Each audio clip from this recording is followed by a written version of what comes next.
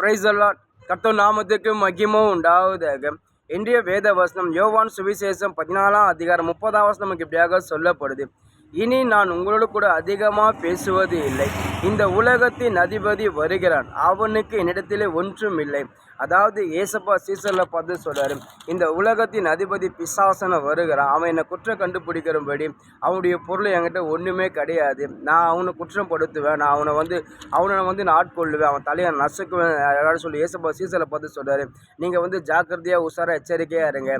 இந்த உலகத்தின் அதிபதி பிசாசோட நீங்கள் அவனுடைய பொருள் உங்கள்கிட்ட ஒன்றா இல்லாதபடி நீங்கள் அவனுடைய பரிசுத்தமாக நீங்கள் சுத்தமாக இருக்கும்போது நிச்சயமாக எப்படியாப்பட்ட பிசா உங்களை கண்டு பயந்து போயிடுவான். நீங்கள் பிசாசிட்ட ஜாக்கிரதையாக இருங்க சொல்லி ஏசப்பா அழகாக சீசரில் பார்த்து சொல்கிறாரு.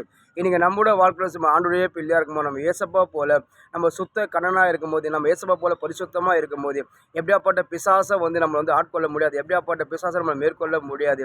ஏன்னா அந்த உலகத்தின் அதிபதியான பிசாசு, ஏசப்பா சொல்கிற உலகத்தின் அதிபதி பிசாசு தான்.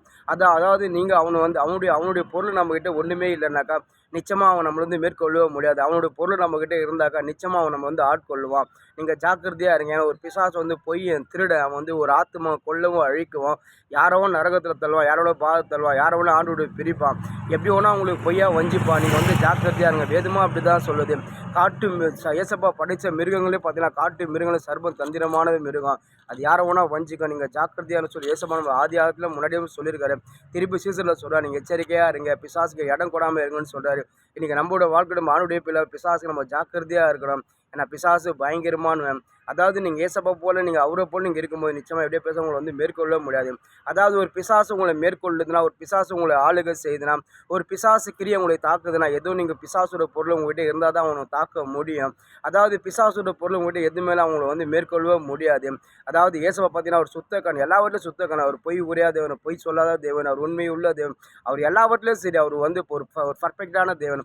அப்படியாப்பட்ட தேவன் நம்ம ஆராதிக்கும்போது, நம்ம அவருடைய பிள்ளையாக இருக்கும்போது, நம்ம அவரை போல் பர்ஃபெக்டாக இருந்தாக்கா நம்ம எல்லாவற்றிலும் சரி, நம்ம பேசுகிற வார்த்தையோட போய் பேசாமல் இருக்கணும். நம்ம எல்லா காரணம் சரி கர்த்தருக்கு பிரியமாக நம்ம பார்க்குற பார்வை கூட கர்த்தருக்கு பிரியமாக இருக்கணும். நம்ம கைகள் எல்லாம் தேவனுக்கு நம்ம பிரியமாக நம்ம உண்மையாக இருக்கும்போது நிச்சயமாக எப்படியாப்பட்ட பிசாசை நம்ம ஆட்கொள்ள முடியாது.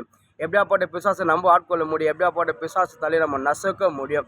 எப்படியாப்பட்ட பிசாசு கிரியை நம்ம இயேசு நாமத்தில் அழிக்க முடியும். ஏன்னா சர்வ வல்லமுள்ள தேவன் நம்மளுக்கு துணையாக இருக்கிறார். அதாவது இந்த உலகத்தின் அதிபதி பிசாசு அவனுடைய பொருள் மட்டும் ஒன்றுமே இல்லாதபடி நீங்கள் தேவனை போல பரிசுத்தமாக இருங்க. நிச்சயமாக எப்படியாப்பட்ட பிசாசை நீங்கள் ஆட்கொள்ள முடியும். ஏசப்பா அதை சீசர்கள் சொல்கிறார், நீங்களே ஜாக்கிரதையாக இருங்கன்னு சொல்லி அழகாக சொல்கிறார். நம்ம ஆண்டோடைய பிள்ளையாக இருக்கும்போது நீங்களே ஜாக்கிரதையாக இருங்க. பிசாசு தந்திரமானவன். நீங்கள் ஜாக்கிரதை கத்துற போல் நீங்கள் சுத்த கண்ணனாக இருக்கும்போது எப்படியாப்பட்ட பிசாசை நீங்கள் ஜெயிக்க முடியும். ஆமீன்.